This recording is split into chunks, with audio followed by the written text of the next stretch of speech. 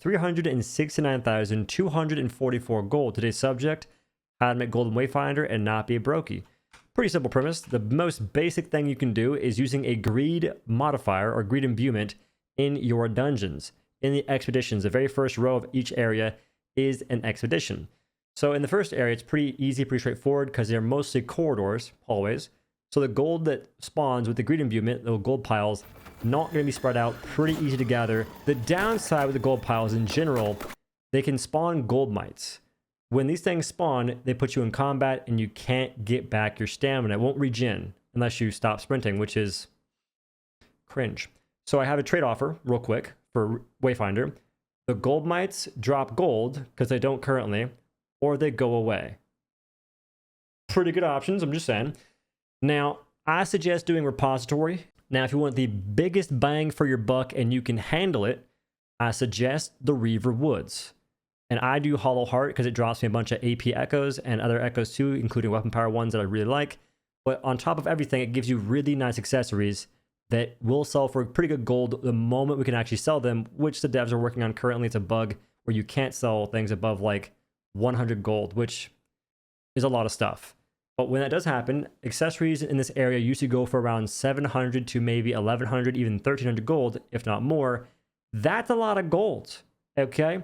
Not to mention, there's certain mobs in this area that spawn pretty often. The mace guys, right? The Tim-a-Tatman build, kind of like not fat but not skinny, beefy dudes, shirtless, no tats though, and they got the maces. They drop you prison keys. Those prison keys can then be taken to the Bone Orchard, where the mobs also spawn there, but there's a lot of them in the Hollow Heart place.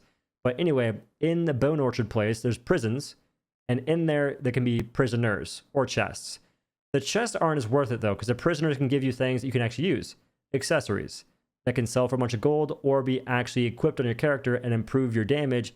The more damage you deal, the faster you kill things, the more gold you make. Getting more damage or survivability also makes you able to do harder content. And in this game, the higher the recommended power level is for the dungeon, the more gold you get from the chests you open and the events you do that give gold. I believe that also affects the loot goblin. He's running. Dude. Come back here, bro. And the trickster when he gives you the gold chests when you mess up, I guess. And that's a pretty massive gold increase. For instance, doing the Hollow Heart on Sphere Level 2, chests can give you upwards of 800 gold.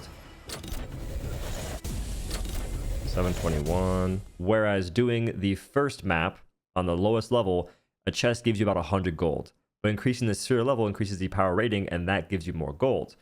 Also, side note, when doing the gold, or I guess greed imbuement, I think in a party, what happens there is people don't share the gold.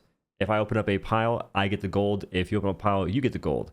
Which is kind of unfortunate, because if they made it to where it was shared, at least just that aspect alone, that'd be pretty insane gold gains. And I mean, seriously, like that would make doing Hollow Heart better in every way, shape, and form, because there's more gold piles. One thing I forgot, hitting the ore nodes when you have an active greed imbuement gives you a very high chance of getting gold versus getting the regular old ore it normally drops. And that goes for other imbuments as well, but in this case, getting 30 gold for hitting an ore is pretty dang good. I'm gonna go ahead and give you guys the spark notes for my gold farming journeys. I've noticed that repository is a fantastic choice for quick gold gains that are also very consistent, and the mobs in the dungeon aren't hard to deal with if you also get a bit more XP on the side.